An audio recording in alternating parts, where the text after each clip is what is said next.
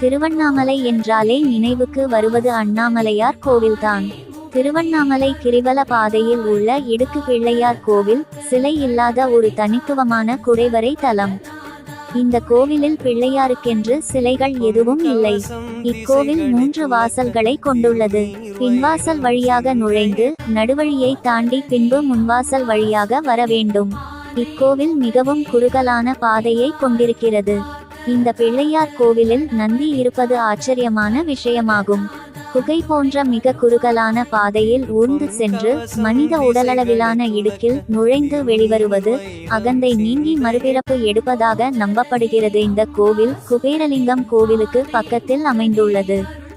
இக்கோவில் பார்ப்பதற்கு மிகவும் சிறியதாக இருந்தாலும் பக்தர்களிடம் மிகவும் பிரசித்தி பெற்றதாகும். அந்த வழியாக கிரிவலம் வரும் பக்தர்கள் கண்டிப்பாக இடுக்கு பிள்ளையார் கோவிலில் நுழையாமல் போக மாட்டார்கள். இக்கோவிலின் உள்ளே செல்ல படுத்து தவழ்ந்து மெதுவாகவே சென்று வர வேண்டும். எப்பேற்பட்ட உடல் பருமனானவர்களும் உள்ளே நுழைந்தால் இக்கோவில் இளகி வழிவிடும் என்று நம்பப்படுகிறது.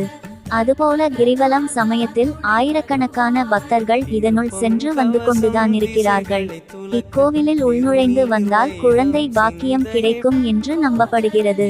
பில்லி சூன்யம் அழியும், உடல் வலி நோய்கள் தீரும் என்பது பக்தர்களின் நம்பிக்கை.